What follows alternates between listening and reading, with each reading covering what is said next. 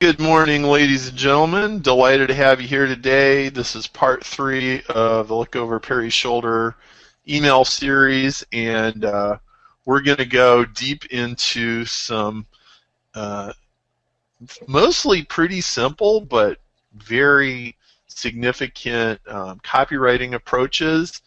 And I'm really glad that you're here, and I'm excited to be doing this.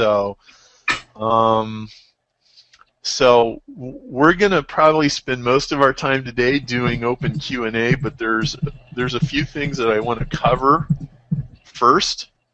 And let's see, Jack and You want me to go to the next slide? I'm supposed to record, and you can go full screen on that if you want. Let me see. There's a record button. Where is my record button? And just let everyone in the audience that this is being recorded as all the other ones are, and everyone will get access to the recording, and you'll also get access to these slides. So if there's something in the slides that we skip past, you didn't get a chance to write it down, have no fear. The slides as PDFs will be put into the members area. So with that, I'll go ahead and jump ahead. And Jack, you're kind of quiet, so. Right. I don't know if you can. And I'll go into full screen. You actually sound like, if you're wearing a headset, you sound like the mic's on your computer. 1 second, folks. Sorry for the technical. How about that? Much better? No, it's the same. Let's see.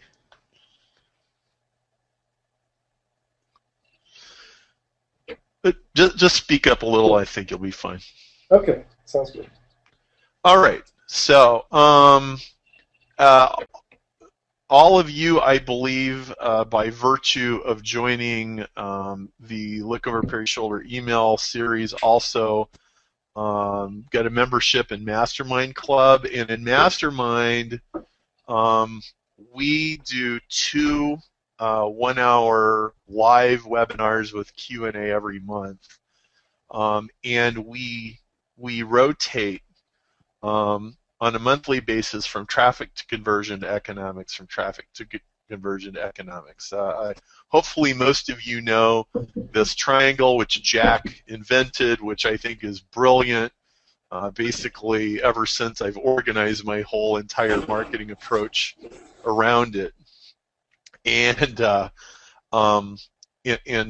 like everything that you need to fix in your marketing is always one of these really 4 things. It's either the leverage of the focus of what part of it is, and that's the 80-20, or else it's one of these 3 things. And I believe that this month the topic is economics, if I'm not mistaken, and then we'll go back to traffic, go to conversion. So on traffic, we talk about things like SEO and AdWords and different ways of getting traffic.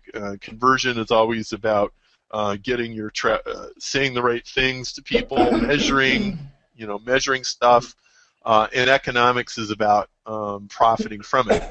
So I'm interested in knowing, by the way, since we've done this is a pretty popular, this Look Over Perry's Shoulder copywriting thing is pretty popular. And one of the questions I have for you guys, and you can type in the chat box and give your thoughts, is do you want to see more of this? Like, if Jack, if you'd mute when there's noise. So there's we're open to input.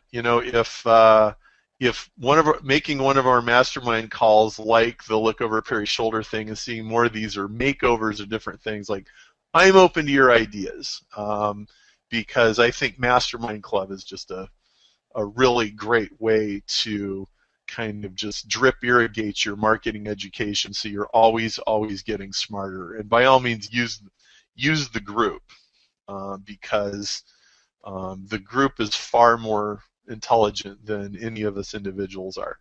So, Jack, why don't you go on the next piece, and we'll go.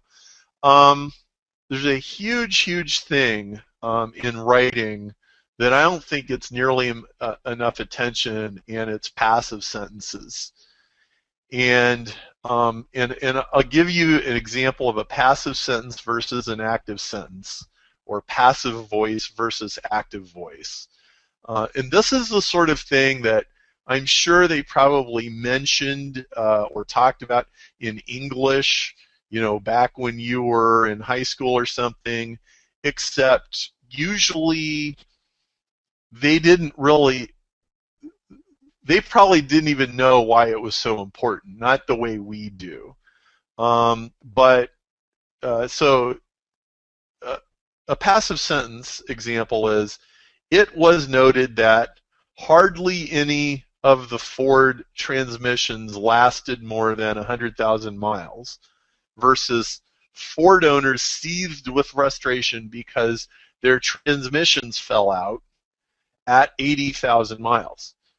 The second sentence is much more colorful and much more descriptive than the first one, and that is because something actively happened. A transmission fell out. Okay, there was an object, and it produced an action, and that's different. That's different than saying that something happened without really saying what caused it to happen. Writing is fundamentally about expressing cause and effect, and it's never as good if you describe the effect and you never describe the cause. And see where it says it was noted. Okay, well, who noted it? When? Why? How do we know this? It doesn't answer any of those questions. And like, if you said, I noticed that hardly any of the Ford transmissions, or a J.D. Power survey showed that, well, then you've actually said something useful. But the first sentence does not do the writer's job. Go on to the next, and I'll give you another example of this. This is actually an example that's in a science book. The wood thrush migrates in the fall and thereby escapes food shortages, versus the wood thrush migrates in the fall in order to escape food shortages. So the "and thereby" is passive, "in order to" is active. In order to means that it's purposeful. Okay, thereby suggests that it just kind of happens. Okay, now when you write in a passive sentence, there's several problems that you introduce. One is you force the reader's brain to do more work. When you say thereby, the person has to sit there and go, thereby, what by? By what? That means it refers to something earlier. What? Oh, migrates in the fall. Okay, and it's like this loop, that goes from thereby back to migrates in the fall, and the person's brain has to do that work. Okay, and what you're doing is you're pushing the reader into his head and making them think, and you're slowing down the persuasion process, and you're actually preventing persuasion from happening. You're moving them out of their lizard brain into their thinking brain. Okay? Now, there's a couple other things you're doing at the same time. The first sentence sounds academic. That's because it is academic. And academics write this way and talk this way all the time. And, I've I've joked around with my marketing friends for years that if somebody has an MBA and they come into real, actual guerrilla marketing, it takes several years to deprogram them from all the garbage that they learned in college. And actually, I'm fairly serious about that. I really do mean it. What do I mean? Well, it's not that most of their MBA classes taught them bad things. You know, it's like if you learned how to, read a financial statement, and if you learned all this analysis and all these principles of business, that's great. No problem with that. But the academic environment lives on passive sentences. Almost all academic literature is written in passive sentences. It's bad writing. Okay, I don't care how smart they think they are. It's bad writing. Now, why am I talking about this? Okay, like I've been talking about this now for almost 10 minutes. I'm talking about this because if you really understand where I'm coming from with this, and if you really understand where you are coming from with this, if you understand why you're tempted to speak in passive sentences, you'll know how to fix it. You'll know how to break yourself of the habit, and you'll So I'm trying to fix this at the root. The biggest reason that academics write in passive sentences is that they are trying to assert authority that they do not have. Jack, go back to the previous slide. Okay, it was noted that hardly any of the Ford transmissions lasted more than 100,000 miles. This is a way of asserting something without proof. Okay? Now, because you are a marketer and a salesperson, everything you do needs to have proof. Or if not everything, at least enough of the things you say you have to back up with actual facts. Because advertising is not supposed to be a profession where people just make stuff up and say anything they want to say. If you're a real, honest, ethical advertiser, everything you say is true. It's verifiably true. The promises you make are real, and it's why your company lasts 20 years instead of only 2. All right, and when you read academic literature and textbooks, they write this way. They say it was noted that, instead of saying why, like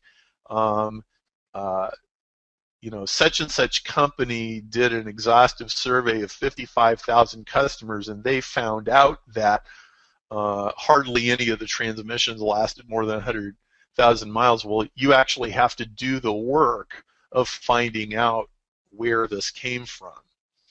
Now, there's another thing that causes people to write this way, and it's even more insidious than that, which is they fundamentally think of the world as a mechanical, passive place. Okay, and so it's kind of like this. They think that human beings are just walking, talking chemical reactions. There's some people, they're kind of extreme. They think that, when you wake up in the morning and you decide to go jogging instead of sleeping in, they think that it's just the chemicals in your brain that made that decision for you, and that you really aren't making a decision. You only appear to be making a decision, and that you're just driven by the chemicals in your brain. People who think that will naturally write in passive sentences because everything is, cause and effect is kind of nebulous. Okay, well, I completely disagree with that. When you wake up in the morning, you decide whether to sleep in or to go to the gym, and it's up to you. When you create a business, you decide to do something different than everybody else does, and you are an active participant, okay? And you are not a victim. And so, you know, this is so important. If when you see yourself as an active driver and an active force in the world who is making things happen with your will and your intention, then you will recognize what is going on around you with so much more clarity, and it will make you a better writer. And so, look at your writing, look at your sales pages, look at your emails. Are they written in passive language, or are they written where, you know, something did something else, someone did something to somebody? Jack kicked the ball, not the ball was kicked. You know, it makes it sound like the ball made itself get kicked. No, Jack kicked the ball. So, why don't you go on to the next piece? Okay. Hey Perry, can I mention something? Yes. Is there another element to this? Let me back up for the passivity and the academic style writing, where it seems to me that the person writing in that format is trying to at least maintain an air of neutrality, Yes. to actually be fair and balanced, where it almost sounds like newspaper writing, like the boring, non-editorial newspaper writing, where they're trying to not interject any of themselves into what they're writing. It's just, I'm an observer sort of hovering out here in the ether, and this is what happened, and I'm just a conduit to tell you without any sort of bias, here's what transpired. Okay, Jack, great. Yes, yes. Thank you for bringing that up. So let me address this. First of all, there's really no such thing as an objective person. Okay? Really, there is only the appearance of objectivity. And a lot of the time when people, passive voice is very manipulative. Okay. When you read the newspaper and it says, sources close to the White House say that Obama will probably veto the bill, it sounds objective. It's actually crappy journalism. Who said this? Who are these sources? They're not telling you. Okay? Whoever said that is not objective and is not neutral. They're just making it sound that way. And it sails through your brain, and you assume it's true, but it's actually a very effective way to lie without anybody catching you lying. But it also doesn't make for exciting emails. No, it's boring. It is incredibly boring. It's not colorful. Now, here's what's interesting. If you read great literature, for example, most of the stories in the Bible are not told in an explicit eyewitness fashion.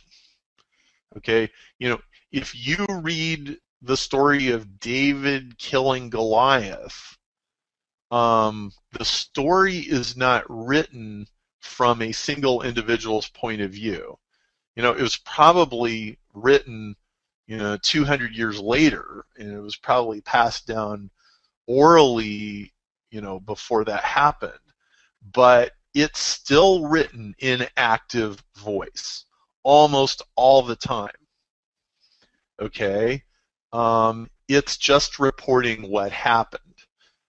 it's doing so in a much less manipulative way than most of what you see in the newspaper. I mean, I guess what I'm really saying is there's a lot of practices that are normal. There's a lot of bad writing all around you, is what I'm saying. I'm saying that the typical newspaper is badly written, but people just don't know it. And it's one of the reasons why it's harder to be a good copywriter than you think it is, because copywriters are actually operating from a different set of rules than everybody else.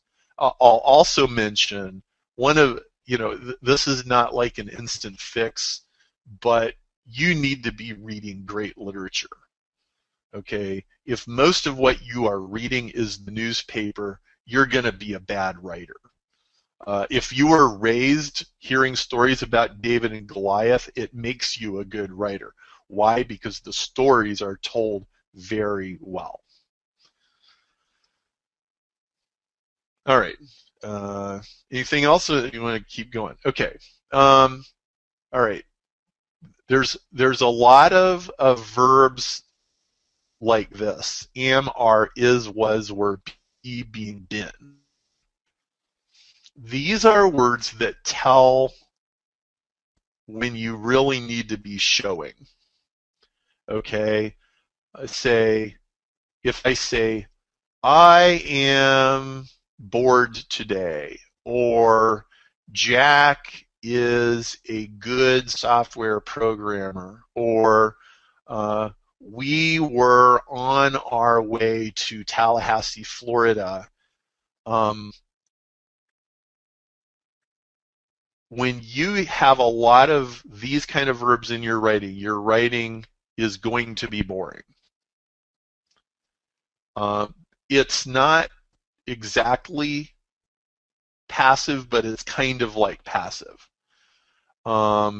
You're saying what something is rather than showing what it does. Why don't you go to the next slide? I think coming up here, I've got a. Okay, so I have a Toyota Avalon. That's telling. I traded my old car for a Toyota Avalon. That's showing. We should go to the next one. Mike is a talented musician versus when Mike plays the drums, he sounds like a monster with 6 arms. The second one, I'm showing you what Mike does in a colorful way rather than just making a conclusion and hoping that you will accept it. Now, every fiction writer knows that you have to do this. If you read a Stephen, go to the next example, Jack. I hope this is, we are Chicagoans. We proudly call Chicago home. You see how much more colorful the second one is, and it almost invites us to insert a word like proudly in there. Like, we call Chicago home, because call is an active verb and are is really a passive verb. Go to the next one. Okay, perfect example. If Stephen King is writing a horror story, he's gonna use colorful language to show you that she was terrified. He's not gonna say she was terrified. He may never actually make a statement like that at all. He will say, a cold chill seeped down her spine as the creature regarded her with cat-like yellow eyes. And then most of what you learn about the situation will come from the dialogue, not from descriptions like she was terrified, the creature was scary. That's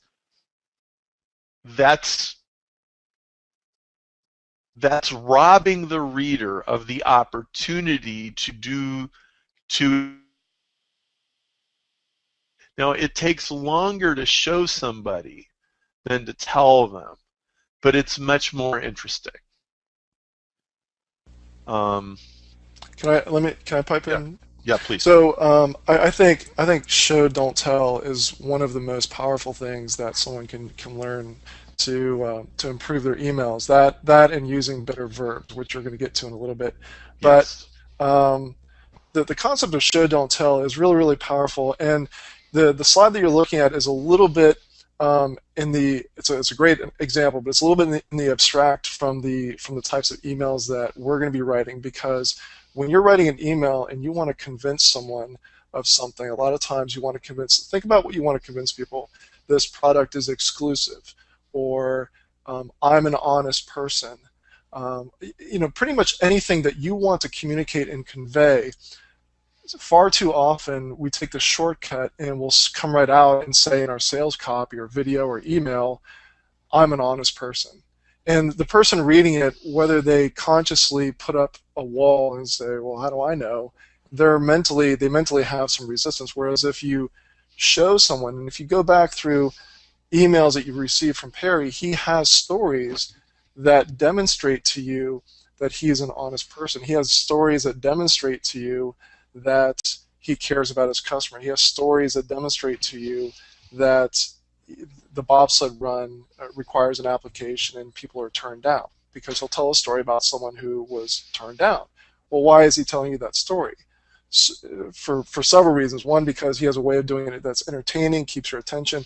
But one very important one is that it's a lot more convincing if you arrive at the conclusion that, wow, this bobsled run program is very exclusive, as opposed to Perry saying, this is an exclusive program. Yeah. So like, how we call Abraham Lincoln Honest Abe? Well, why do we call him that? Well, the story that I remember, I don't know about you, Jack, but I always remember a story about how he borrowed a book from somebody, and it rained, and it got the book wet, it ruined the book, and he, like, I don't know, worked all summer to buy the guy a new book, or something like that, right? Um, and it's the stories that prove the point. If you just call him Honest Abe and you never tell a story, people will start to just become cynical, and Honest Abe will turn into a joke. So, um, Yeah, so one thing that I just want to mention is that if you look at this second sentence and you think, okay, this oh God, I just lost the name. Stephen King.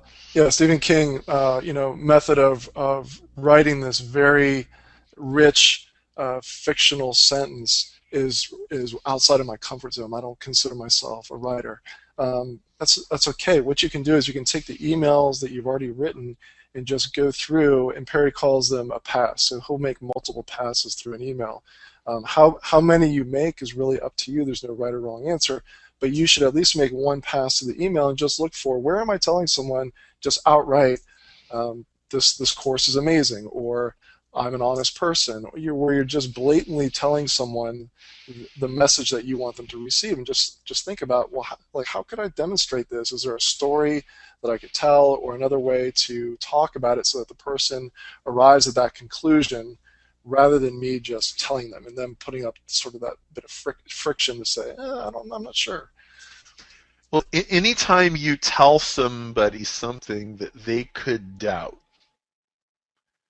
you probably have an opportunity to show, don't tell.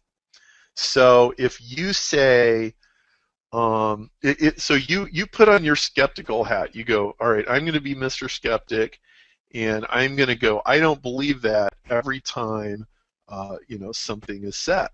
Okay, so if one of the sentences says, thousands of people have profited from this amazing new technology. So he goes, I don't believe that. Okay, how about thousands of people in a Gallup poll reported that this technology had saved them at least $20 a month on their heating bill.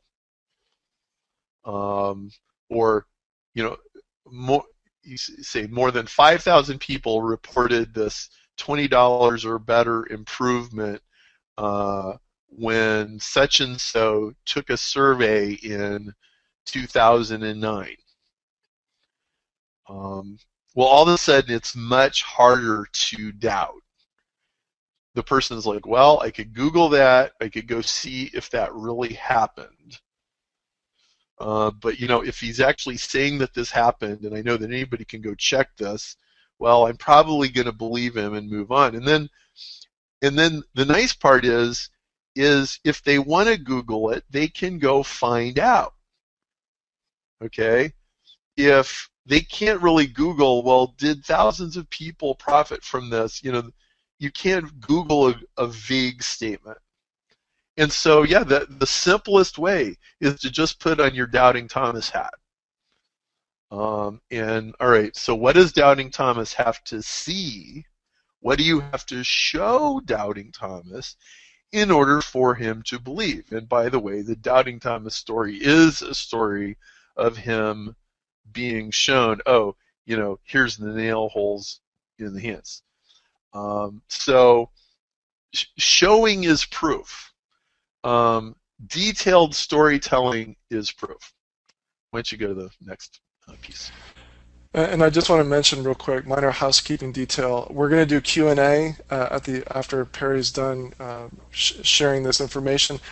I'm not able to look because we're looking at my screen. I'm not able to monitor the chat, so I just want to let. I usually answer as things are coming in, so I just want to let people know. So go ahead, Perry.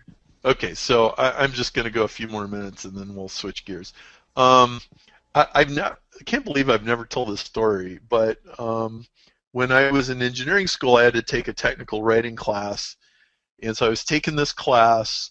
I was taking it in night school actually, and I was working during the day. And one day I got a phone call from my technical writing professor, which I don't know about where you went to school, but where I went to school, professors never called students on the phone. Like, it's like, what? Why is she calling me? And I had turned in this paper, and she goes, you know, I'm reading this paper that you turned in, and this is really crappy. And you know, you're going to flunk this class if you don't get your act together, and I am quite sure you could do much better. And I'm like, oh, okay, all right, I promised to try harder, and I did. But like, I had no interest in this class.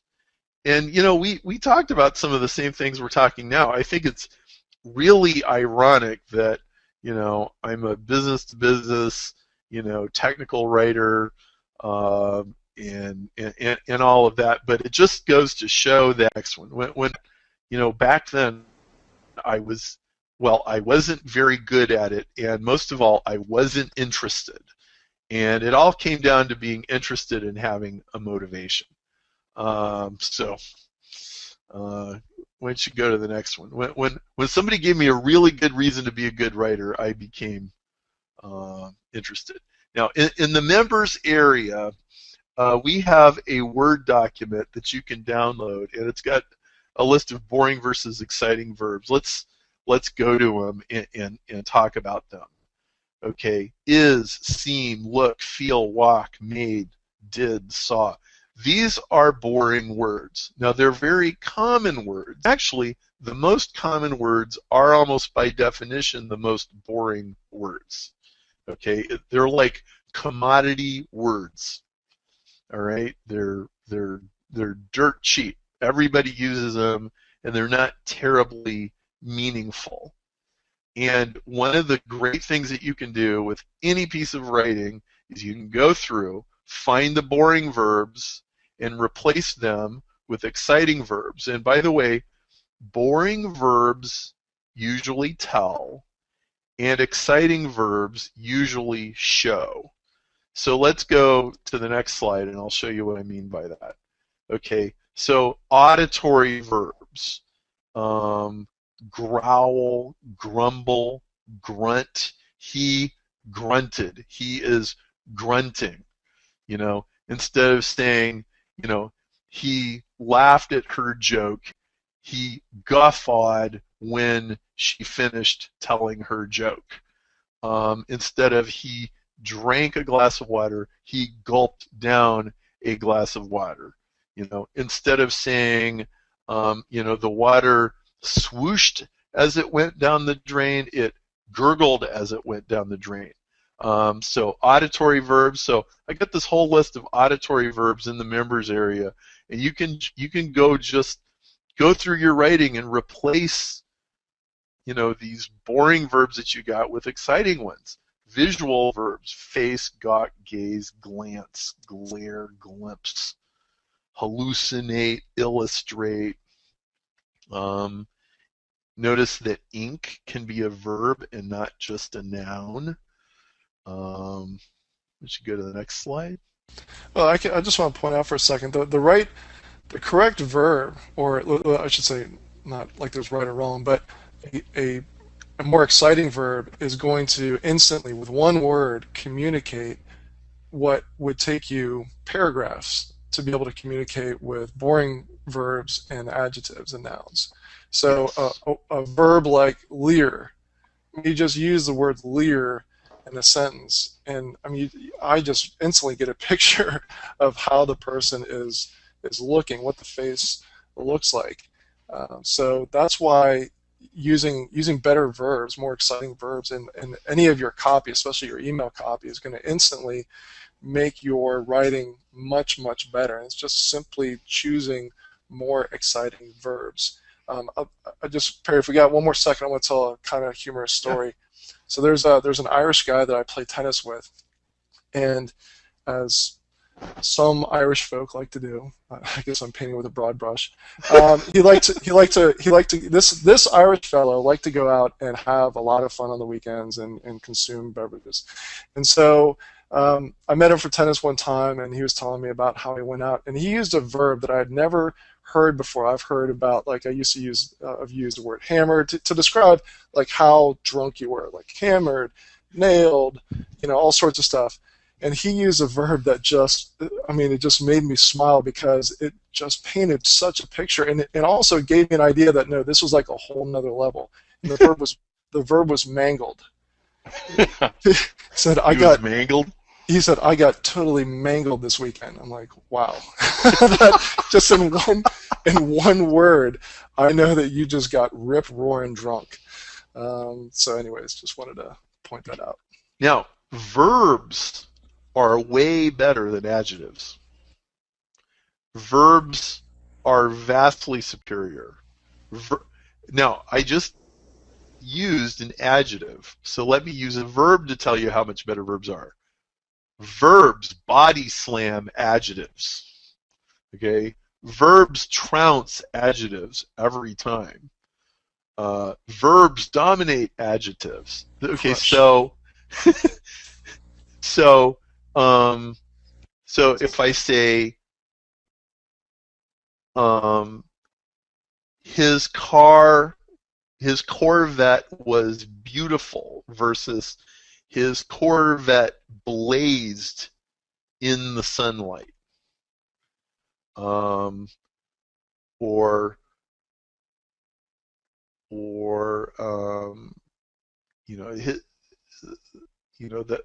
house the house was drab and old versus the house sagged like skin on 80-year-old bones. The latter is so much more colorful and expressive, and it's active. Okay, so when you have words like is and was, you always end up with a lot of adverbs and adjectives. And when you go, okay, so I'm going to get rid of these is and was words and these helping verbs, and I'm going to replace them with active verbs, you're also at the same time replacing adjectives with verbs. And it makes your sentences often shorter and more vivid, more powerful. Then you have kinesthetic verbs, and there's lots of great kinesthetic verbs: shock, shove, shower, shred, shrug, sip, sit, skewer, right? Um, George beat the other guy in the debate. George skewered his opponent in the debate.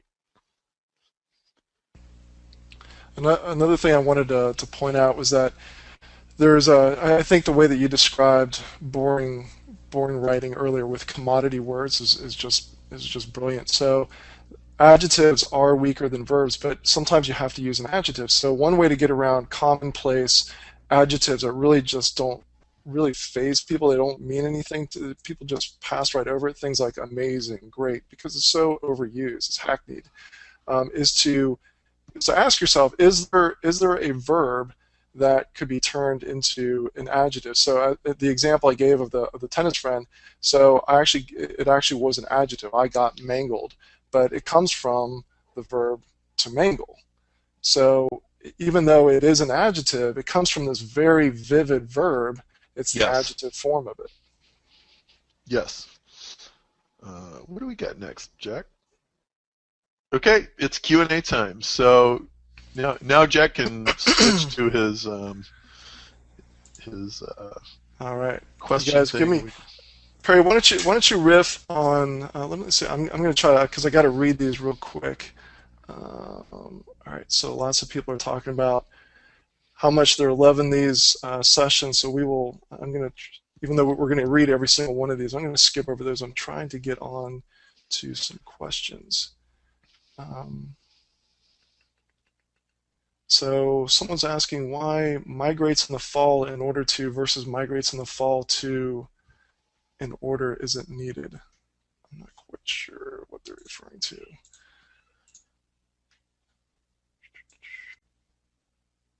I think the difference was in order versus thereby.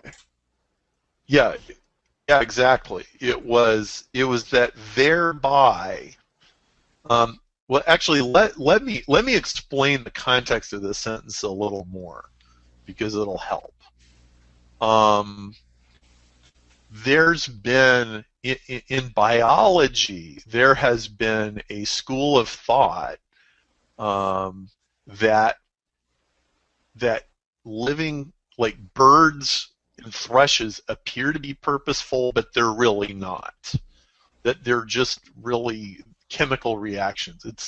It's called reductionism, and it's generally associated with a irreligious view of the world.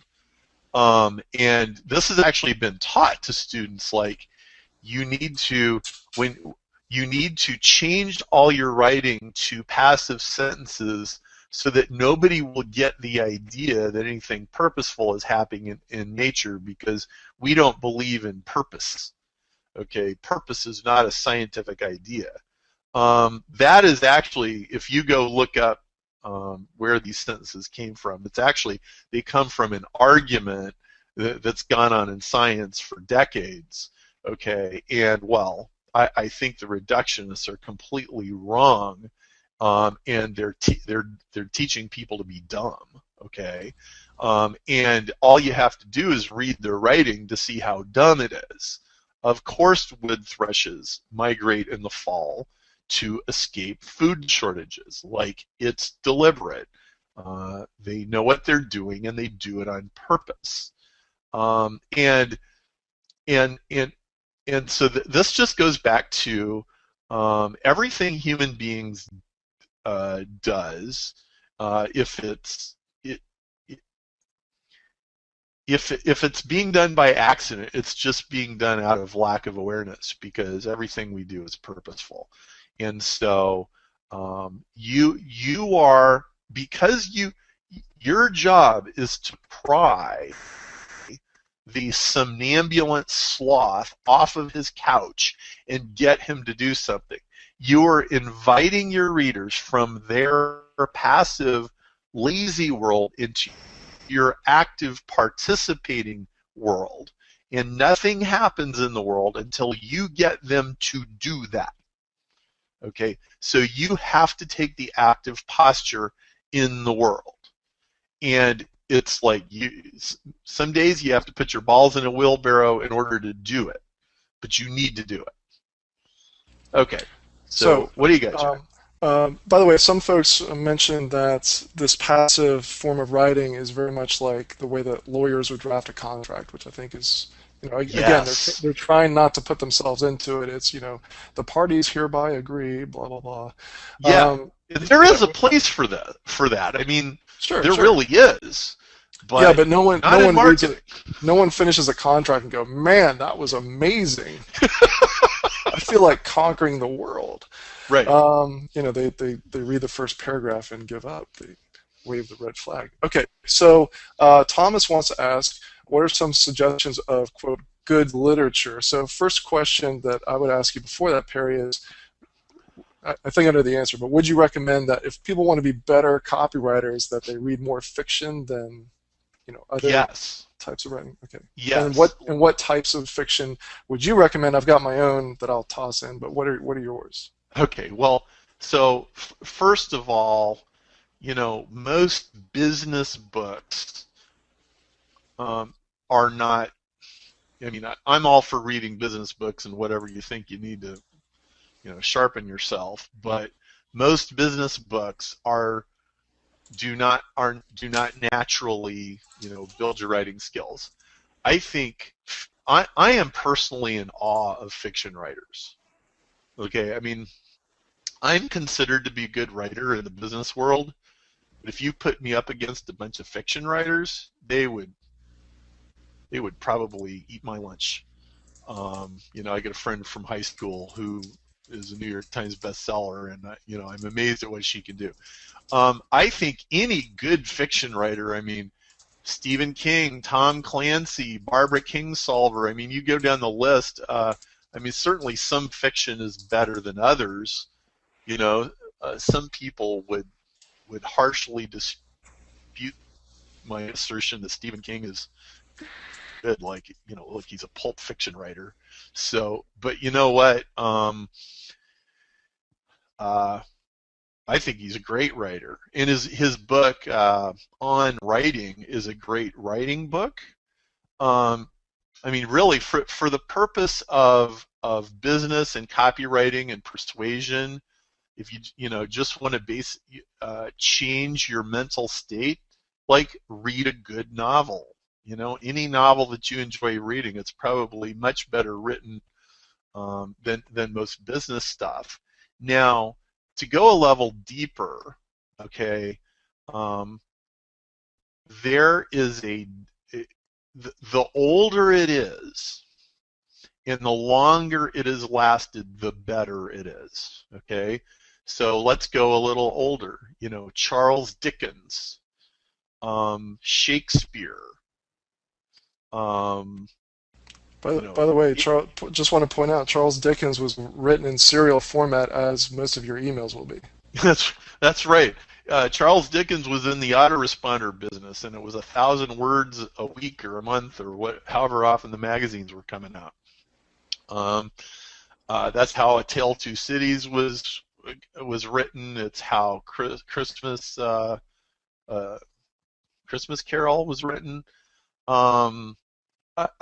I don't think there's any piece of literature better than the Bible. It's the most argued about, most studied, most obsessed about book by far.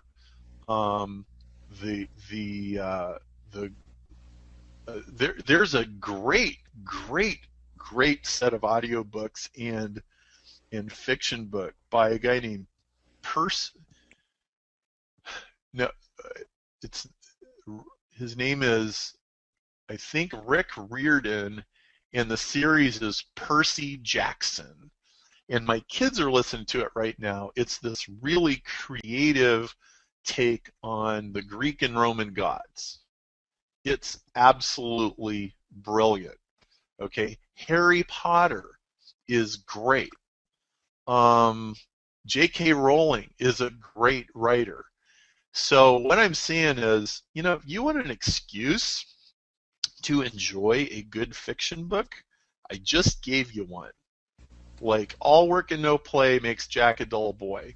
You read two or three good fiction novels, you will find yourself having conversations with yourself using language that you would not normally use.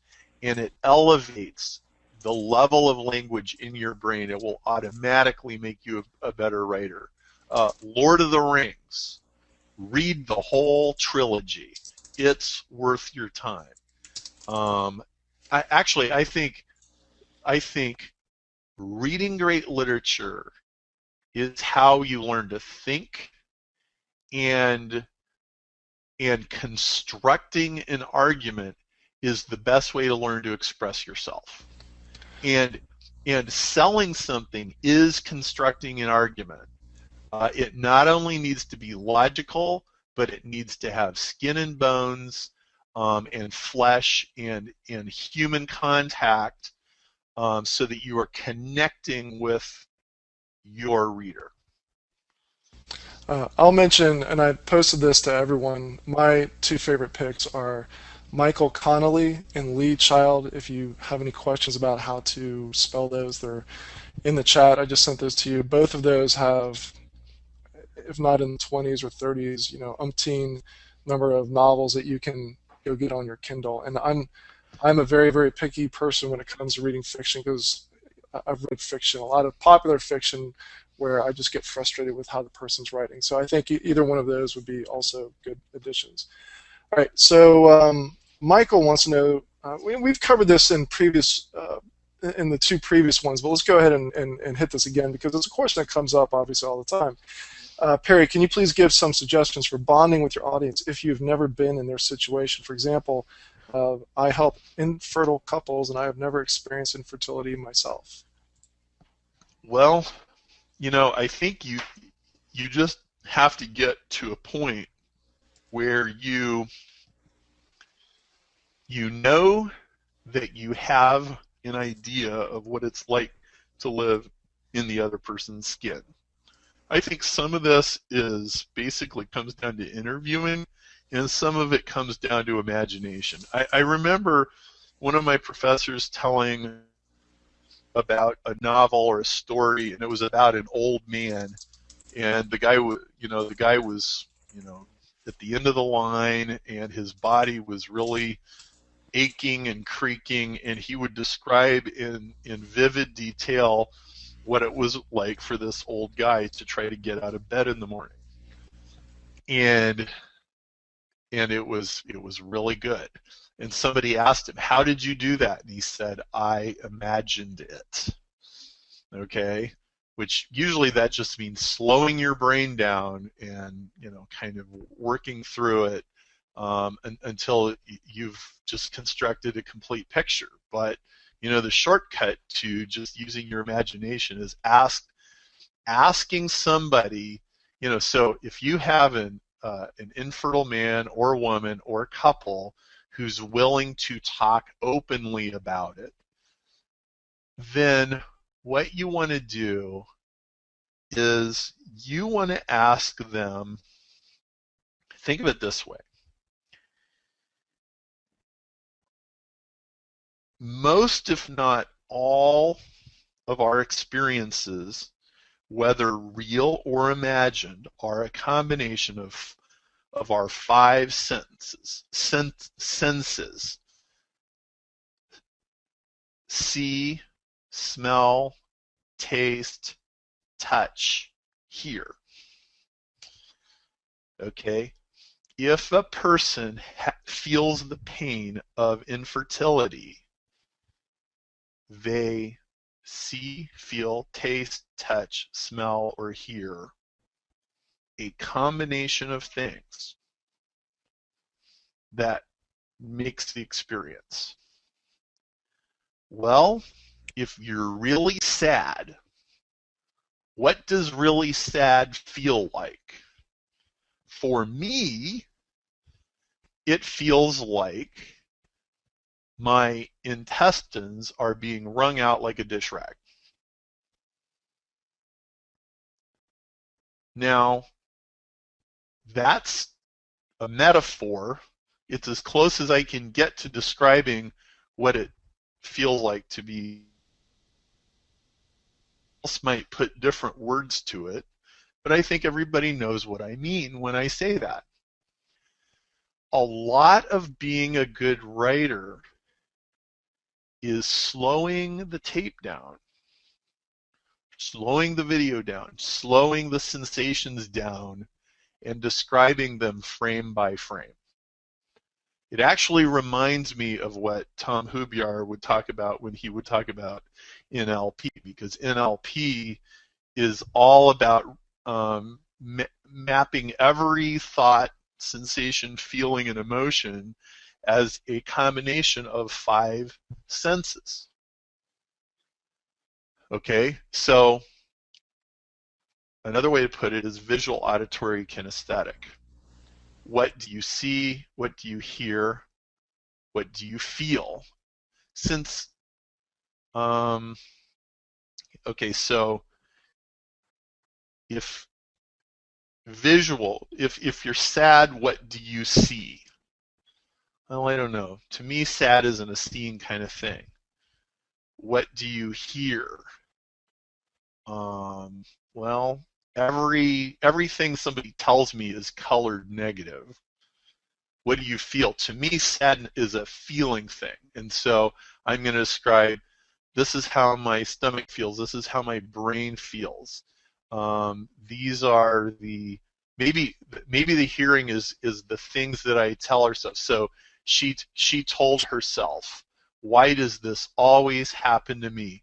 Every time, you know, and then you can repeat some conversation, and now you're, instead of telling, you're showing with dialogue. Is that helpful, Jack? Yeah. I'll add in, although this in no way contradicts what Perry was saying. Another another technique or series of techniques to start to get the phraseology of your market. A couple ideas. I'll go through them real quick. You can go look at books that people are buying on Amazon and read the reviews. People will sometimes pour their hearts out in the reviews. You can go look for forums, if there are forums where your market goes, because people will pour their hearts out in those forums. You can search on Twitter. You can join Facebook groups. You go where people are venting their pain, their frustration, whatever they're going through. So this infertility example would be a great one. I'm sure there's some corner of the internet where a majority of folks in this marketplace are venting their pain and they're commiserating, and other people are chiming in to help support them and those sorts of things. And so the words that they use, the phraseology that they use, the sensations, all of those things are a big step forward. I would also highly recommend, as Perry already mentioned, if you really want to get serious and completely understand exactly what your market is going through, if you cannot have ever been that person, or you have never been that person, is to actually talk to them on the phone. It's something that Glenn Livingston talks about. I know that there's this reluctance to, actually talk to, someone on the phone, but you'd be surprised. People are very willing to talk. Not everyone, of course, but people are willing to talk to you to share what they're going through. So I think between what Perry shared and some of the ideas that I just gave you, that is a huge step forward to be able to start to put yourself in the person's shoes. So Perry, 1% of the people in every crowd will tell you every feeling they have ever felt in excruciating detail if you ask. Right. Okay, so Lewis is asking. Lewis took AR boot camp, which is where you want to go if you want to go really deep into becoming a ninja at writing emails that sell over and over and over again. Because once you set these things up, it's set up. And he says in the AR boot camp, Perry talks about the different layers, like the empathy layer, the proof layer, etc. What different passes layers does he use, and in what order? So Perry, I'll let you. Well, I don't follow an exact formula, and I don't think there needs to be an exact formula, but the most common things that I do is, first of all, whatever I'm saying on any particular day has to have a big idea somewhere. Okay, and it doesn't have to be a big, huge idea, but at least it has to be an interesting idea. So, so I sent an email today about not most of you would have gotten it, maybe not all of you.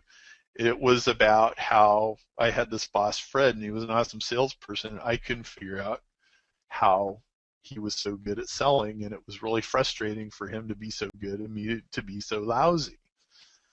And I would say the first layer of that is empathy. Am I describing something that emotionally connects with the reader where in some way, shape, or form I am reading them a page in their diary? Or I'm reading them a page in my diary that really implicitly is about their diary. Okay, so that's empathy. Okay. Another pass is rhythm. If I read this out loud, does it flow? That's really big with me. I'm a rhythmic person. I'm a drummer. It's really basic to who I am. Okay, another one is the grade level. I'm always asking myself, is there a simpler way to express the same thing? Instead of expressing this in a complicated way, can I express this in a simple way? That's really big. Okay, another pass that I'll do is verbs. First of all, converting like helping verbs and passive verbs to active ones. And almost every time I write anything, you know, the first time I write it, it'll have a bunch of passive junk in it, and I have to go clean it up. Okay. Then another pass is commodity verbs and switching those to specialty colorful verbs, like we were talking about. And that's really how I think of it. And the reason that a word like walk is so colorless is that it's so common. It applies to like a million things. When you switch from walk to saunter, that is so much more specific and it's so much more unusual. And there's so fewer situations when you've encountered that word, it automatically creates a more vivid picture. Then another pass is, and I don't know if I emphasize this enough, one of the best ways to make your writing better is to chop out 10%. You get done writing something, it's 1,000 words, you go, okay, make it 900. Don't lose any meaning, just chop out all the excess verbiage that's not really necessary and make it 900. Well, there's a whole bunch of words. Let's see, like words like, these boring verbs like is, seem, look, feel, walk, or where, you know, was. You have words like was, which, you know, has a string of adverbs and adjectives attached to it, and I switch it to an action verb, and I get rid of a bunch of adjectives, or you get rid of words like that. All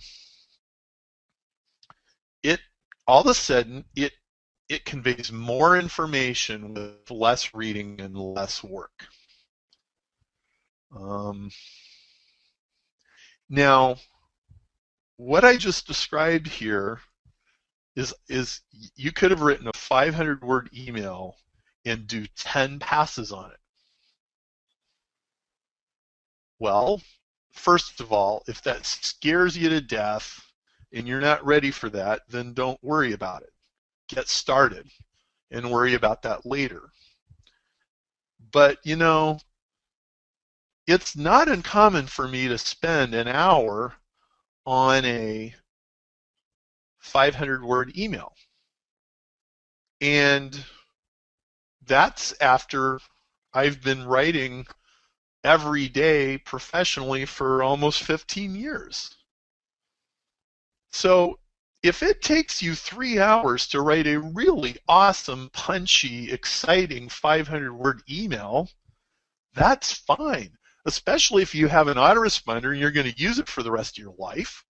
It's totally fine. It's $1,000 an hour work. It's okay. But anybody that sat and watched me write, watches me pass 1, pass 2, pass 3, pass 4, pass 5. Now, the better I get, the more of that stuff I can do all at once. And I can write a 500-word email in 10 minutes. But I don't usually try to make myself do that. Like, take my time, do it right. It's one of my $1,000 an hour skills. And if the fact that you're on this webinar listening to this probably means it's one of your $1,000 an hour skills too.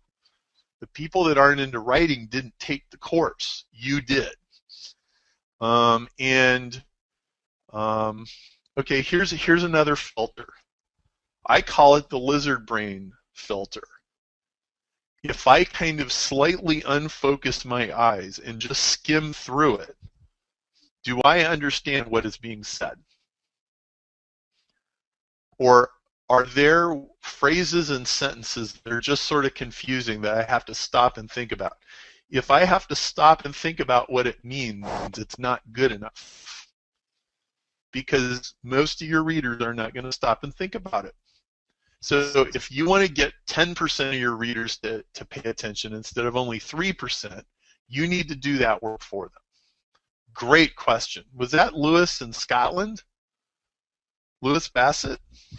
I believe so. Okay, yeah. Lewis writes a good newsletter. He's climbing the ladder.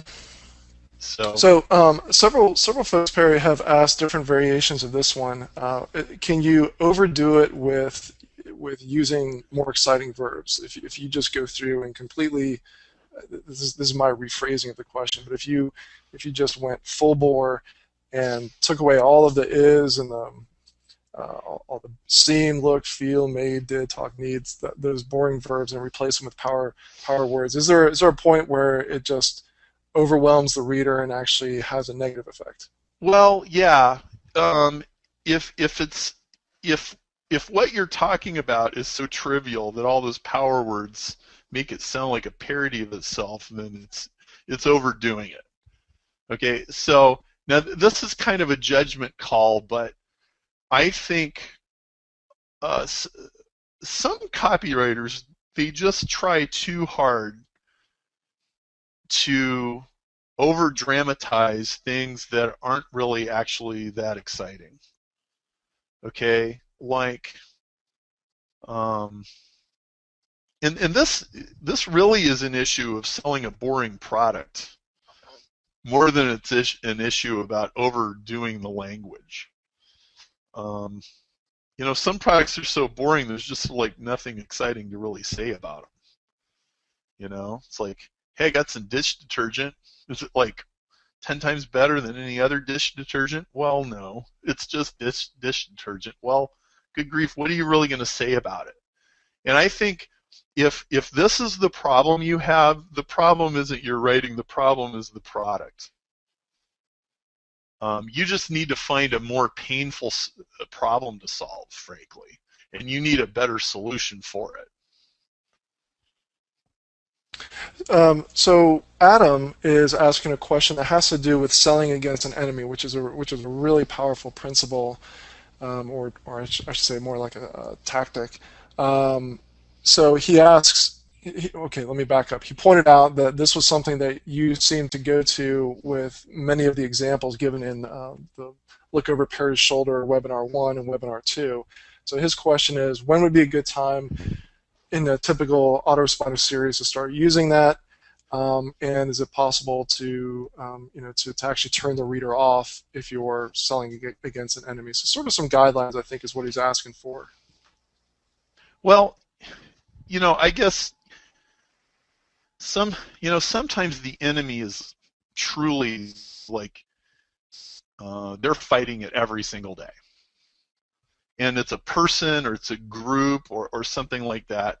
And sometimes the enemy is some vague thing like failure or, like, for example, on a day-to-day basis, I don't really sell against some particular enemy all that much.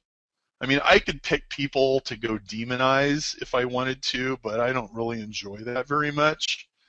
So it's not a huge deal with me. But some of that's just the fact that my customers are in such a wide variety of businesses. But usually the more specific your market is and the more alike all your customers are, like there's some markets where all the customers are very, very alike, right? Like they're all dentists or they're all stay-at-home moms or they're, and when you have a really specific audience, there almost always is a really specific enemy.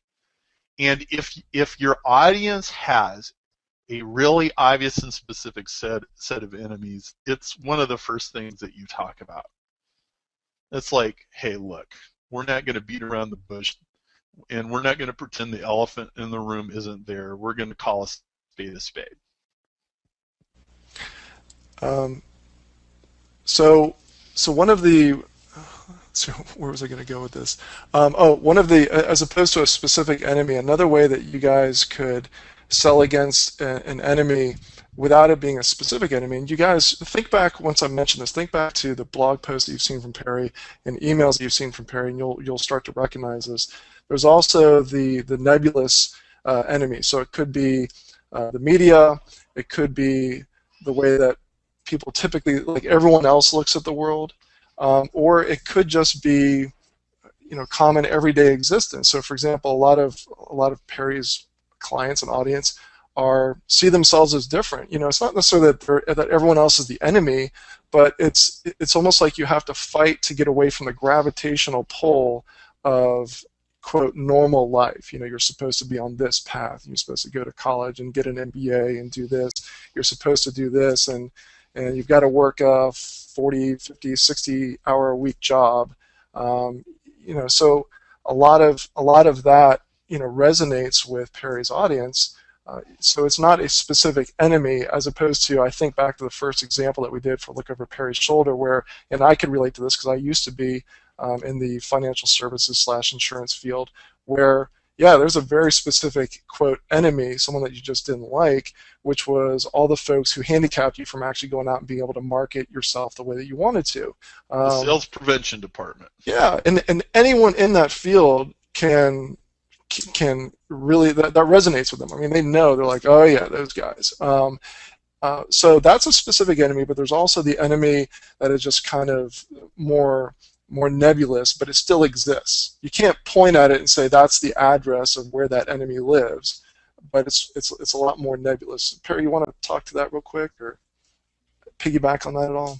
Well, I just completely agree with it, and sometimes it helps to personify it. So when Jeff Paul, long time ago, was writing his financial planning newsletter, he had this really interesting setup. There was Jeff, and he was your friend. There was the compliance department, and they were the evil enemy, okay? I mean, they were, he would rant about those guys the way Rush Limbaugh rants against the Democrats and the socialists and the communists and everything else, okay? And then there was this in-between guy, and he was called Mr. Professional. And Mr. Professional, the way it worked was you'd be reading Jeff's newsletter, and Jeff would, he'd introduce his newsletter, and he'd be like riffing on some topic, and then he would say, knock, knock, knock. ooh, somebody's at the door. Let's go see who that is. And then he would dialogue with you as he walks to the door. Well, let's see. I'm opening the door now. Oh, it's Mr. Professional. Hi, Mr. Professional. Come on in. Mr. Professional came in, took off his coat, and sat on the couch. And he started complaining at me. You know what? My compliance officer called me yesterday afternoon, and he told me that I can't blah, blah, blah. And, I'm really frustrated because, I sent out the 20 free road atlases last week, or the offer, and none of them wanted a free road atlas, and I don't understand why I can't get any appointments. And Mr. Professional was like this middle guy that's caught between the enemy and the friend, and he's kind of vacillating back and forth. It was absolutely ingenious. Yeah, Jeff, I used to get these newsletters, and Jeff would have like these written imaginary fights with basically this other side of his personality. This was like this invented, made-up conversation that would play out in his newsletters, and this Mr. Professional would show up in every single edition of the newsletter. He's like, oh, here we go again, Mr. Professional chiming in, and he would like bash this fictional person. It was great. And so, if you need to make up a fictional character, it's fun, and that person will probably, take on a life of their own as it goes with time. Fiction writers will tell you, well, about a third away in the book, that character kind of took on a life of his own, and I was no longer in control of what he was saying. It's the funniest thing. The other thing that I want to point out is that it's really effective when you are able to demonstrate, and this comes back, this is a nuance of selling against an enemy, is that when you demonstrate, you don't say, again, this is show, don't tell, but if you demonstrate that there's the part of the world that thinks like this, and God bless them, nothing against them, but that's just how they are, and there's us guys over here. That's really, really powerful, because the person reading that has to choose, does this resonate with me, or am I part of those people over there? And so that really helps helps you bond with your audience. And so an example of this, if you want to go back and read, just go to Perry's website and search for fist fight. And it may sound like a strange search phrase, but it brings up a 3-part series, Fist Fight in the Corporate Boardroom. So Perry's having he's talking about this very real argument that went on for 3 emails, which became 3 blog posts, where he's having this argument with this idiot who is wasting money and believing that they need to do this, that, and the other thing. So it was a very entertaining read. What a lot of people don't realize is that there's another whole layer to it, which is here's the idiot thoughts and beliefs of this person who, for some reason, was put in charge of running this business basically into the ground. And then there's Perry fighting the fight, getting red in the face because no one's listening to his common sense. And so the story sets up this world where there's these people who just have their head buried in the bum, and then there's everyone else, us guys. And so if you read that, you're like, yeah, go Perry. You've identified with what Perry believes in, and he set up this contrast between everyone who believes this over here and everyone believes this. Now, Perry never said, look, there are 2 worlds, and he never specifically said, you either believe this or you're with me. He didn't do that. He told a story, which was a very real story that happened, but you could also do it the Jeff Paul way, where you personify this fictional person. There's lots of different ways that you can do it, and just be creative with it. It doesn't always have to be a specific entity that has an address where you can send them a letter in order for it to be a quote enemy. It could be selling against commonly held beliefs, and you just say, like, that's just wrong, and I stand against everything that you're being told in the magazines and the newspapers by your friends, your family. I understand why they believe it, but it's just wrong. But it's better, rather than saying it, I'm giving you the short version, because what you don't actually want to write that. What you want to do is you want to craft stories that demonstrate it. So yeah, the fist fight emails it's some of the best writing I've ever done. So definitely a study, and the way it gets people rooting for me in a really powerful way that I could not achieve any other way. I mean, I could beat my chest. I could say I got all these credentials and I got all this experience. That story is more powerful way of demonstrating all that stuff than anything I could come out and just tell you. By the way, if any of what Perry and I have gone over in the past even 10 minutes has been insightful in any way at all, I would really love to hear from you, because there's one person who will go nameless who's, again, God bless them, but they're typing into the chat box, as you all are free to do with whatever opinion you have, but they're saying that this just isn't delivering the goods the way that the first two did. And I understand that the first two were live. They're more exciting because they're case studies. You get to see Perry on the high wire, gets thrown a surprise by me, and he crafts the email live. So it's a different format. But please chime in if you disagree with this person and we've been delivering the goods. So anyways, with that, let me go ahead on. Because several people have told me, no, this person's wrong. So chime in and give us some love if we're doing a good job, and we're doing our best to pull back the curtain and show you some of the inner workings of how Perry crafts a lot of the emails and the blog posts that you guys have seen and exactly how they work. All right, so moving on, let me get back to Peter Swan. Okay, so one person, I'll get to some kind of tactical questions. So some folks have asked, Perry, why do you typically write emails that even though they're HTML, they tend to look like normal text emails? In other words, why? I think the question is why normal-ish looking text emails as opposed to tons of graphics, like say an email from Apple Computer or Sephora. Okay, great question. The reason I do that is because I want to write to you the way that I would write to you if you were my friend and I was sending you an email and you were the only one getting it.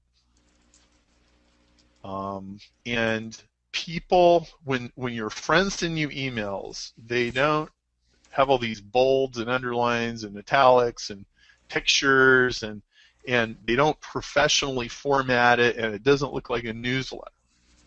And so it's the intent of personal communication. Like, I really want a relationship with my readers.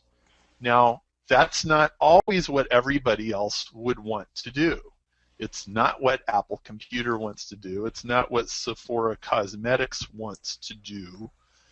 It may not be what you want to do if what you sell is, especially if it's really visual. But I think in general, you're either going all the way to slick professional or you're going all the way to personal. I don't really think there's a lot of reasons to be like halfway in between. Like sort of, like in the middle, it usually comes out bland. So that's why I do that. Okay. By the way, as they're streaming in, let me just read a little quick.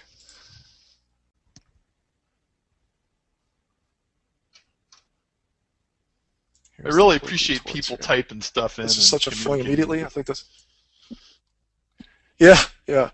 He's wrong. Actually, it was a she, but thank you, Lewis. This was an excellent session, great content. Personally, I think this is solid insight. Each pause is another person chiming in. This is awesome to me. Very relative and informative. This is extremely useful. Boys, this is totally delivering the goods. It's such a bargain for the $67 we invested. Excellent validation techniques I've been trying out. The stuff is gold. Very good stuff. Got to have the mechanisms to do it well. Good stuff. It's good.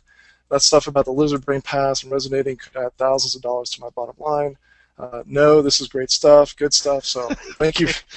Oh, by the way, and this is something that is very, very tricky to do. I think I might have just pulled it off, but it's something that I've always really revered in someone named Michael Cage, who is really brilliant at teaching not just webinars, how to do webinars and teleseminars, but just sales psychology. The amazing thing when you're on a session with Michael Cage, a group coaching call, is that he will tell you what the technique is, and he'll do it at the same time.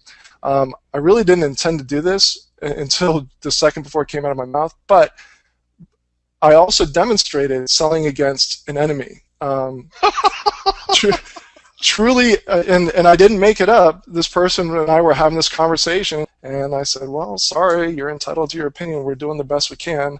But I used it as an opportunity to, bring it up. So, hopefully this also demonstrated selling against an enemy. Now, the person who said that I'm not calling you an enemy, it's a short, it's short code for just making your audience take one side or the other. So we don't. Well, okay, controversy is really important in a lot of marketing, and the fist fight at the board of directors meeting blog posts are all about there's this way of doing things versus that way of doing things, and not everybody has to like this, and you know what? The first two sessions were showing, and this session is telling. And showing is more exciting than telling. But you always need a little theory to go along with the practice so that you understand what's going on. I think the most important layer that got talked about was actually the lizard brain pass. Is crank your brain down to 4th grade, or you're drunk, or you're half asleep, or however you want to think of it. Do you still understand what is being said?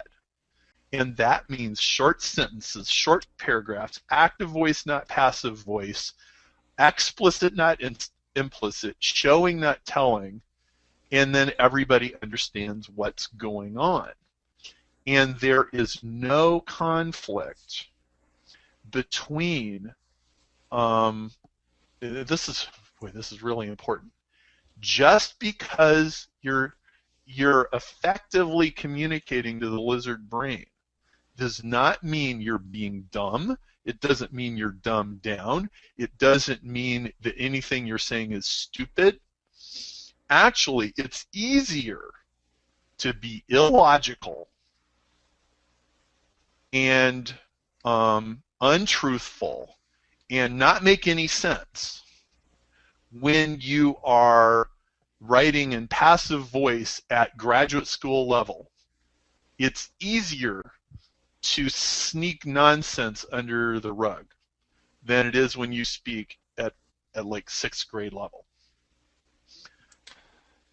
Yeah, the other thing I'll mention about the lizard brain is that it takes some courage and honesty to be able to actually peel back the rationalization that we and the rest of the world put on our behaviors, and to truly see our behaviors for what they are, both your behaviors and your market's behaviors. So, for example, we worked with Ryan Masters, or I should say Perry wrote an email for Ryan Masters in session number 2. He sells information on how to, for guys to pack on more muscle and to get the body fat down. Look, I love going to the gym, so I'm not throwing bricks and glass houses, so I'm as guilty of this as anyone. But there's, if you peel back enough layers of the onion, there's some insecurities in that market. There's a reason why you want to have big muscles. It's not because we actually have to go out and go lift a car in our everyday life, and I just want to be prepared, just in case. So you have to, whether you bring it up in your emails, it helps to have an understanding of why people actually do what they do. I know a guy who's a spammer. He told me college professors are just as likely to buy penis pills as anybody else.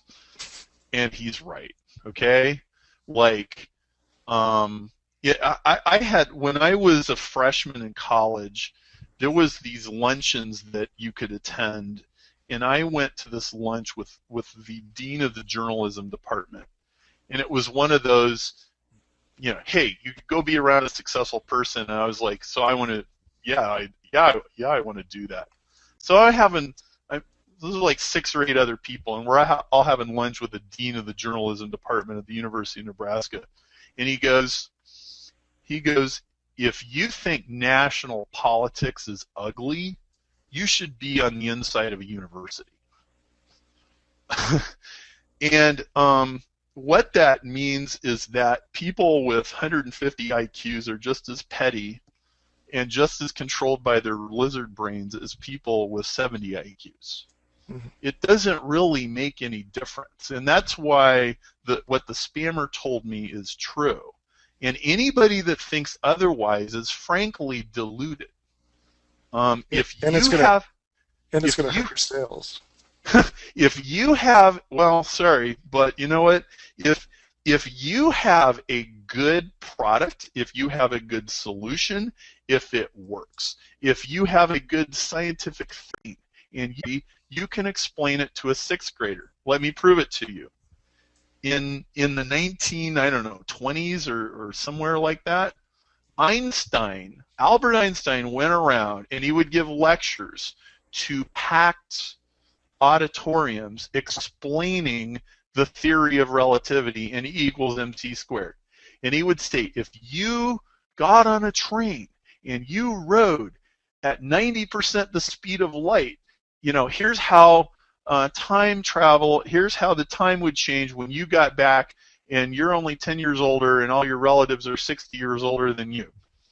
He would explain E equals mc squared.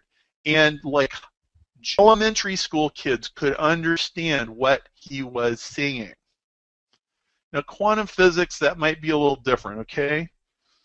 But even the most world-changing, sophisticated, cutting-edge ideas have bottom-line lizard brain implications, and you can either prove them or not prove them. And if you have to go into a PhD thesis to explain your product, there's either something wrong with your explanation or there's something wrong with your product. So Thomas asks two questions. So let's tackle the first one first. Actually, I'll mention both of them. So he says, what exercises / reading would you suggest to continue improving your copywriting? And the other one, a lot of folks may not know about this, so maybe we should just put it in context. He says, also, any decision on the spring 2013 copywriting seminar? I already sent in $1,000 deposit. So Thomas, yes, Thomas, we will reach out to you on that. But Perry, briefly, what is Thomas talking about, the 2013 copywriting seminar? Okay, so first question first. He's, what would you suggest doing to continue this? First of all, because you're mastermind members, when you write a piece of copy, you can stick it on a web page and send an email to the mastermind forum, and you can ask people to critique it. And you could even say, how am I doing on lizard brain? How am I doing on verbs? How am I doing on passive versus active? How am I doing on empathy? Grade me on all these things, and oh my goodness, if you've got the courage, they'll all tell you. All right. Secondly, I assume people have already put some comments in because I can't keep up with comments and do this at the same time, but really open to your input on what derivatives of this would you like in the Mastermind Club calls and in future meetings? Because this can keep going. There's nothing to keep it from keeping going. We'll just make it part of Mastermind Club. So, tell us what you want, all right? Now, he asked this great question. So, we are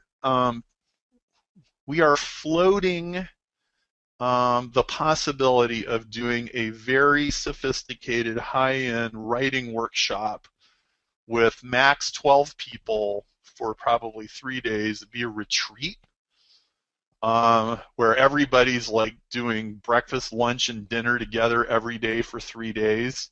And I'm going to go as deep as I can on writing, and everybody's going to sit there and write things, and we're going to make it into a laboratory. And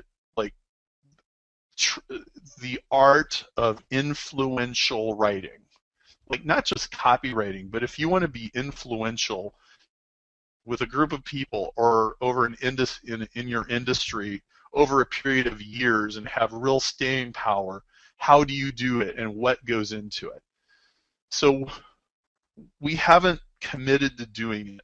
What we did was about a month ago we put out a notice to a few hundred people who are the most active in our list, and we said, if you would like us to do a workshop like this, send a $1,000 check to our Oak Park address, and we won't cash the check. If we get 6 people to send us a check, we'll do it. We won't cash the check until we definitely commit, but you're voting with your feet. Yes, I would, and it'd be in the spring, probably in March or April. So far, I've gotten 4 out of 6. If we get 2 more, then I'll commit to doing it. We'll set a date. You might get a little bit of say in when the date is because we're dealing with such a small number of people. But basically, you just got to send a $1,000 check to Perry Marshall Associates, 159 North Marion, number 295, Oak Park, Illinois, 60301, which is that address is on the bottom of our website on every page. If you send a $1,000 check and you write in the memo, writing workshop, attention Lorena, please send the check, attention Lorena, Lorena. We will do it.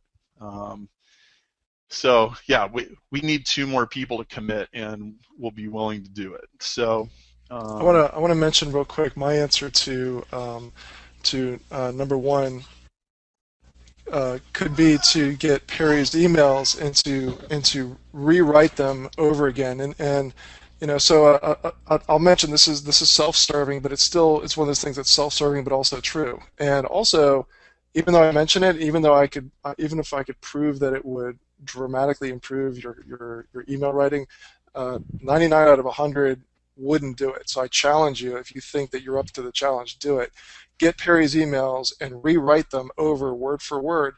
Now, if there's someone else like Gary Halbert, whose writing you like better, it's fine. Go get his stuff and write it over word for word. Someone I know that is an extremely powerful copywriter.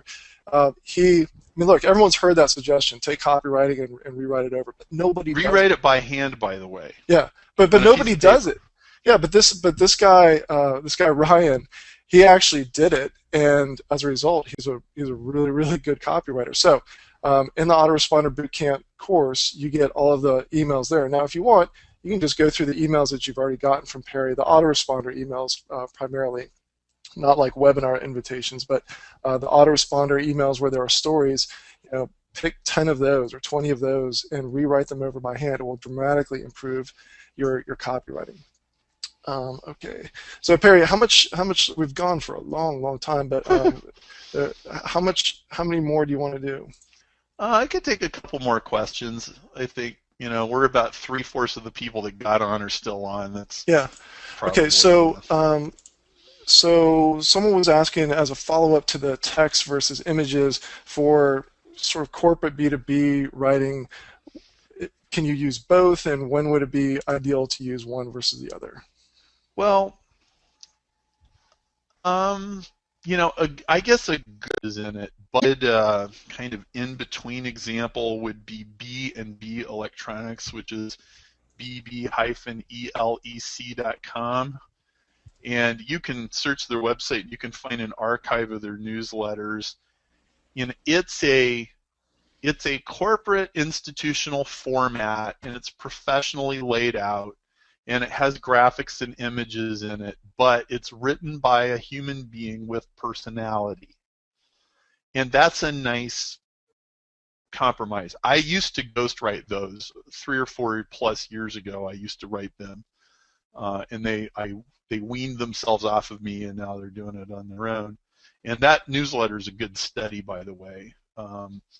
But the personality part is really important, okay? I think unless you are like a billion-dollar company, it is tremendously to your advantage for your newsletter to have a voice. And frankly, it's not really any different if you are a billion-dollar company.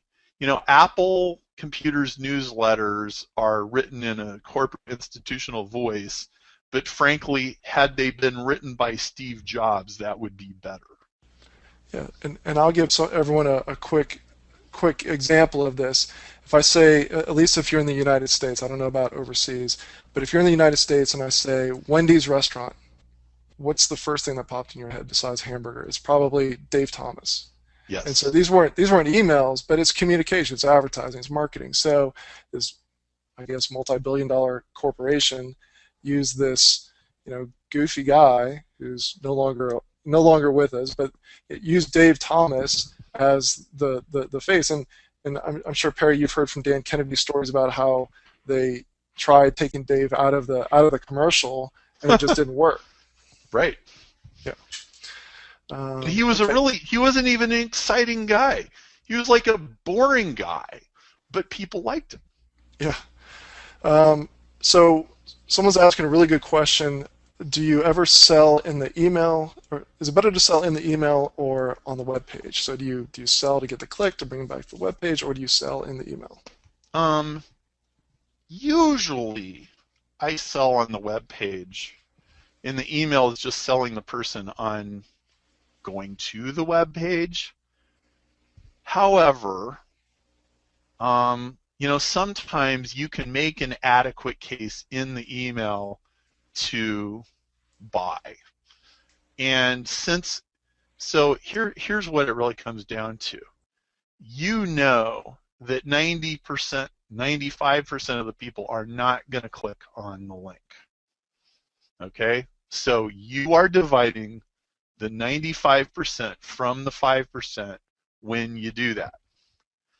So, knowing that only the most interested 5% are ever going to hear the sales pitch, can you do a good enough job on the sales pitch to the 95% that you can still get them to go? Generally, I'm not a big fan of 10-mile long emails, but they can work. And I'll mention that the assumption, I think the assumed part of Ron's question was selling a product or service. But I want to point out, and this is an important nuance. There's other selling going on. So there's other types of sales. So when you first enter Perry's world because you bought the Ultimate Guide to Google AdWords, or you signed up for the 5-day course to Google AdWords, you probably weren't really aware of who this Perry Marshall guy is, or you heard something about him, but you really had not stepped with both feet into what we call Planet Perry. And so a lot of Perry's emails are selling you on this idea of who Perry is. Perry's selling you on who he is. Perry's selling you on what he's about and what he's not about. He's polarizing. So there are lots of, and he's also selling you on the benefit of opening his next email. So these are nuanced sales where it's not click here to go buy this thing, but those are also sales that are going on. So in the act of in the art and science of storytelling, which is what Perry's trying to share with you now, a lot of times what you need to be thinking about, you need to be thinking beyond just the sale of your product and service, especially if you want to have that second, third, fourth, and fifth sale. The other thing that I'll mention is that if you can do a lot of selling in emails if you are leading up to the release of a new product. So you can have a series of emails that gets people excited. But the other thing that it does is that you can, through technology, one of the nice things is when someone clicks on the link, you can put them into another autoresponder series, and so you can say, okay, I'm going to have this focused conversation about these people, with these people over here, who have clicked on the link, and so I'm going to follow up with them to tell them more because they were interested enough to click on either link number 1 or link number 2. And so that's one of the powerful things, the segmentation, the maze, as Perry calls it, so you can have this very focused, intense conversation, whereas the rest of your list or your audience is receiving your normal broadcast, your normal autoresponders. You can put a bubble around the folks that click that link, and then talk to them about this new product that you're coming out with, as an example. Yeah, so I want to close off, and we'll sign off in a second. I just want to say, Jack, you mentioned something that I should have mentioned a month ago, and I don't know if I ever said, but the purpose of every email, the overarching purpose of every email is for the person to want to read the next email that you send them. And if you violate that, then the whole thing grinds to a halt. So that is why you always need to deliver value, or you at least need to deliver value 80 to 90% of the time, and not just pitch, because otherwise people get trained that what you send is not interesting. So you're always wanting to make emotional deposits into the emotional bank account. All right? Okay, so do you we're want saving the comments that people made, and we're going to respond to your requests about, you know, how to roll this forward and give you more of this. And Jack, I'm sorry, what were you going to say? Well, I was asking if we're done with questions. If you have like one more really great Well, one. there's one more that Ryan has asked a few times, so it basically boils down to this. Do you have any advice for silencing your internal filter / chattering monkey when you're writing copy? When you're writing copy, and the example he gives is, in quotes, people won't believe this, or they're expecting something else. Well, okay, I have the same chattering monkey he does. And it's more with some topics than others, but like, it's kind of this defensiveness, like, okay, I got to make sure I prove everything. I got to make sure that you're going to believe this, and so on. And okay, so here's what you need to remember. Because what you sell solves a problem that is painful for somebody, they actually want to believe you.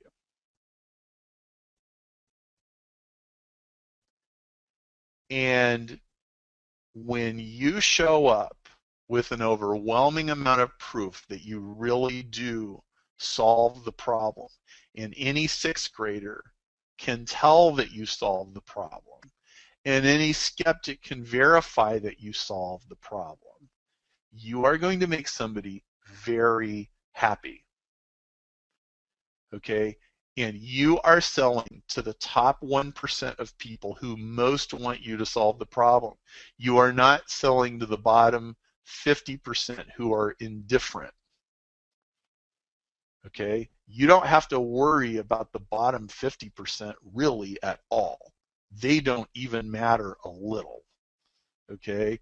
Really only the top 20% matter to any significant degree, and you're really selling to the top 1 to 5% of people who ever get on your email list. And so if you can get rid of this idea that you have to make everybody happy, and you're really writing to your ideal customer, and you know what he or she looks like, you know what they sound like and smell like, and what their diary is and everything, and you are going to solve their problem, then you have every reason to be there in their email box.